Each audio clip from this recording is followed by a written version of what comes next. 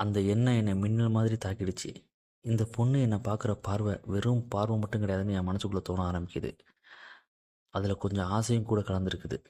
வெறும் ஆசை மட்டும் கிடையாதுங்க, கொஞ்சம் காதல் கூட கலந்துருக்குதுன்னு எனக்கு தோணி போச்சுங்க. இப்போ அவள் என்னை கண் கொட்டாமல் தான் பார்த்துக்கிட்டு இருக்கா. அவள் கண்ணாலே நான் போட்டிருக்க சட்டையோட அழகு என்னங்கிறத அளந்துக்கிட்டு இருக்கா. எனக்கும் அவளுக்கும் ஒரே சைஸ் சட்டைன்னு சொல்லிட்டு கலகலன்னு சிரிக்கிறா. நான் இந்த பொண்ணுக்கு என் மனசுக்குள்ளே பிரியமுள்ள நிம்மி அப்படின்னு சொல்லிட்டு லவ் லெட்டர் எழுத ஆரம்பிச்சிட்டேன். அந்த காதல் கடிதத்தை நாள் பூரா எழுதிட்டு இருக்கேன்.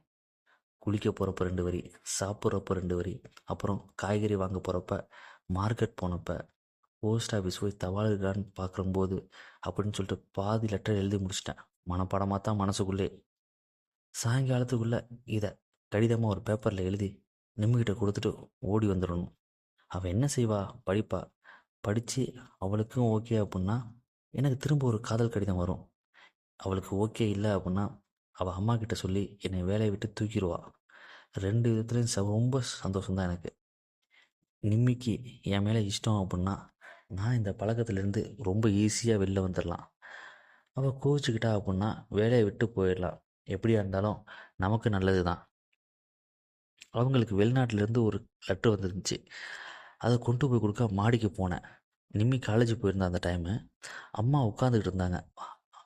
சமயக்கார வஸ்தா வந்து அம்மாவோட முதுகில் லோஷன் வச்சு தேய்ச்சிக்கிட்டு இருந்தா. நான் டக்குன்னு உள்ளே போயிட்டேன். உள்ளே போனதும் பார்த்த உடனே டக்குன்னு மன்னிச்சுக்கங்கம்மா அப்படின்னு சொல்லிட்டு வெளில வந்துட்டேன். அங்கேருந்து உள்ளேருந்து ஒரு பதில் வந்தது. பரவாயில்ல அம்மா, தப்பா லெட்ரு வந்திருக்குது. அப்படியா அப்படின்னு சொல்லிட்டு அங்கே அப்படியே எழுந்து நேராக என்கிட்ட வந்து என் கையில் இருந்த லெட்டரை பிடுங்கிட்டாங்க. அவங்க மாறல்லாம் தெரியுது. அம்மா நல்லா வளர்த்தின்னு முன்னமே நான் சொல்லியிருக்கேன் இல்லையா, உடுப்பு இடுப்பு வரையும் தான் கட்டியிருக்காங்க. ஏதோ வயசான ஜலக்கன்னிகை மாதிரி இருந்தாங்க. சரக்குன்னு கிழிச்சு அதை படிச்சுட்டு, வச்சா கீழே போய் வெந்நீர் தயாராக இருக்கான்னு பாருன்னாங்க. வச்சா பின்னாடி மாடி வழியாக இறங்கி போக நான் மாடி வராந்தாவில் அவங்களோட உத்தரவுக்காக காத்துக்கிட்டு நின்றுட்டுருக்கேன். உள்ளே இருந்த அந்த அம்மா, செல்வம் இங்கே வா அப்படின்னாங்க. வாசலில் நிற்கிறேன். ஒரு ஏர் லெட்டர் வாங்கி வந்துரு அப்படின்னாங்க. சரின்னு சொல்லிட்டு போயினேன். கண்ணாடி முன்னாடி உட்காந்துட்டு ஒரே ஒரு நரமயிரை ஜாக்கிரதையாக பிடுங்கிக்கிட்டே, அந்த அலமாரியில் பேனா இருக்குது, அதை எடு, நான் குளிக்க போகிறேன் அப்படின்னு சொன்னாங்க.